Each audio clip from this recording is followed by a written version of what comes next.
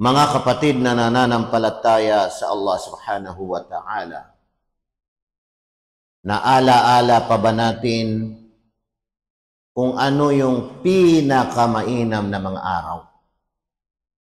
Sa lahat ng mga araw, ano yung pinakamainam na mga araw?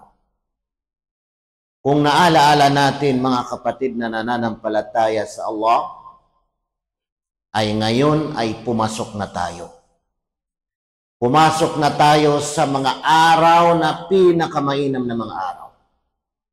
Sa mga araw na higit na mainam ang paggawa ng lahat ng mga kabutihan, mga pagsamba, o anumang mga gawain na kalugod-lugod sa Allah subhanahu wa ta'ala.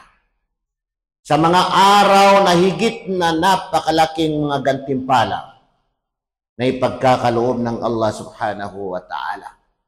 Kaya huwag nating sayangin ang mga pagkakataon na ibinigay sa atin ng Allah subhanahu wa ta'ala.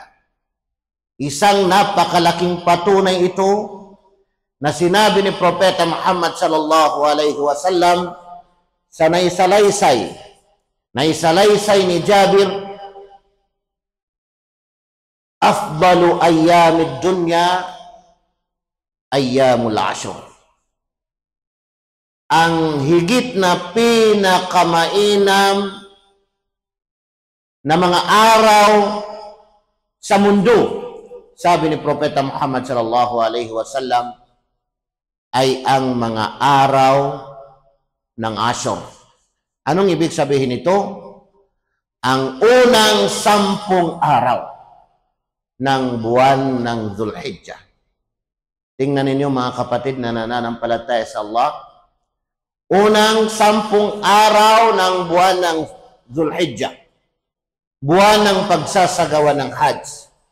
Kaya sa araw na ito ay pumasok na tayo mga kapatid na nananampalataya sa Allah subhanahu wa ta'ala. Dubli-dublihin natin ang ating mga gawaing pagsamba. Dubli-dublihin ang ating mga gawain na mga kabutihan. Dahil nabanggit ni Propeta Muhammad sallallahu alaihi wasallam sa isang naisalaysay na hadith, ma min ayyamin al-amalu salihu fiha ahabbu ila Allah min hadhihi al-ayyam. Wala nang mga araw na ang mga gawain, mga kabutihan dito na higit na kalugod-lugod sa Allah subhanahu wa ta'ala kaysa sa mga araw na ito. Ma min ayyamin al-amalu salihu fiha ahabbu ila Allah min hadhihi al-ayyam. Ibig sabihin, itong mga araw na ito ay wala nang humigit pa dito na mga araw na kalugod-lugod sa Allah subhanahu wa ta'ala ang mga gawain, mga kabutihan. Kaya dubli-dublihin natin ang mga gawain natin na mga pagsamba, ang mga gawain natin na mga kabutihan. Kung dati ay nagbabasa tayo ng Quran, dubli-dublihin natin sa mga araw na ito. Kung dati ay nag-aaral tayo ng mga katuruan sa Islam, ay dubli-dublihin natin sa mga araw na ito. Kung dati ay namimigay tayo ng kawang gawa, ay dubli-dublihin natin sa mga araw na ito. Kung dati ay gumagawa tayo ng anumang mga kabutihan na kalugod-lugod sa Allah, ay dubli-dublihin natin sa mga araw na ito. Yani ayyam al-ashr.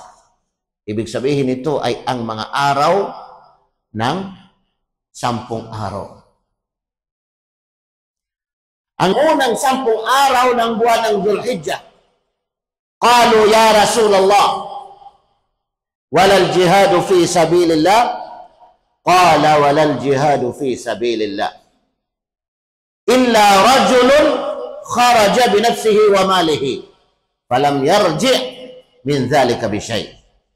Matapos sabihin ni Propeta na ang mga gawain na mga kabutihan sa mga araw na ito ay ito na yung mga kalugod-lugod sa Allah subhanahu wa ta'ala. Wala nang humigit pa dito. Kaya sinabi ng mga sahaba, walal jihadu fi sabilillah, usugo ng Allah, kahit pa ang pakikibaka o ang jihad alang-alang sa Allah, pakikipaglaban alang-alang sa Allah, sabi niya, walal jihadu fi sabilillah. Kahit pa ang jihad, ang pakikipaglaban alang-alang sa Allah subhanahu wa ta'ala. Hindi mapapantayan ang mga araw na ito. Illa rajulun. Maliban na lamang, sabi ni Propeta Muhammad sallallahu alaihi wasallam, sa isang lalaki o sa isang tao.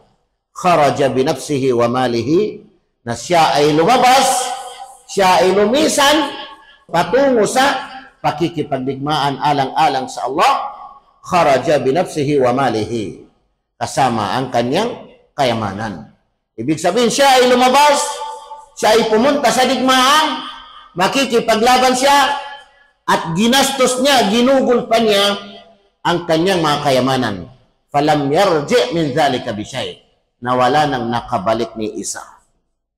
Hindi na nakabalik ang kanyang kaluluwa, ang kanyang sarili, kasi namatay siya. Na shahid.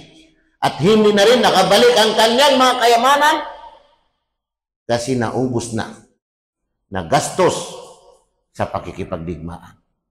Tingnan ninyo mga kapatid na nananampalataya sa Allah subhanahu wa ta'ala. Kaya napakainam ang mga araw na ito, mga kapatid na nananampalataya sa Allah. Huwag natin kalilimutan ang mga araw na ito. Ang mga araw na ito, na araw, unang 10 araw ng buwan ng Dhul-Hijjah. Mga kapatid na nananampalataya sa Allah subhanahu wa ta'ala, sumumpa ang Allah subhanahu wa ta'ala. Dahil napakadakila ang mga araw na ito, sumumpa ang Allah subhanahu wa ta'ala. Sinabi ng Allah subhanahu wa ta'ala, A'udhu billahi minash shaitanir rajim, Bismillahirrahmanirrahim, wal fajr وليال عشر والشفع والوتر والفجر. At sumpa man, sabi ng Allah subhanahu wa ta'ala, sa fajr, sa pagbubukang liwayway. Sumpa man sa pagbubukang liwayway. Walayalin ashur, at sa mga gabi ng unang 10 araw. Sa mga gabi ng unang 10 araw. Walayalin ashur wasyaf'i wal watr, at sa magkaparis na bilang at gansal. Ano itong magkaparis na bilang? Yung even numbers, halimbawa 2, 4, 6, 8, 10, yan ang mga magkaparis na bilang. Yung gansal na bilang naman, yung letter ay 1, 3, 5, 7, yan ang mga gansal na bilang. Sa madaling salita, mga kapatid na nananampalataya sa Allah, ay ang tinutukoy na magkaparis na bilang ay yung ika-10 araw. Anong itong ika-10 araw? Ito yung araw ng Eid, mga kapatid na nananampalataya sa Allah. Dakilang araw. Yung gansal na bilang, yung ika-9 na araw. Ano itong ika-9 na araw ng buwan ng Dhul-Hijjah?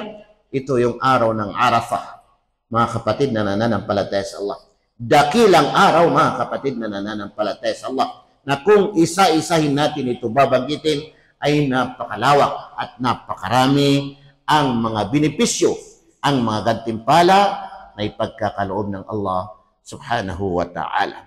Subalit sa ngayon ay tanda natin na ang pinakamainam na mga araw, afdalul ayyami fid dunya, ang pinakamainam na mga araw dito sa mundo ay ang unang 10 araw ng buwan ng Dhul-Hijjah. Aqulu qawli hadha wa astaghfirullah li wa lakum.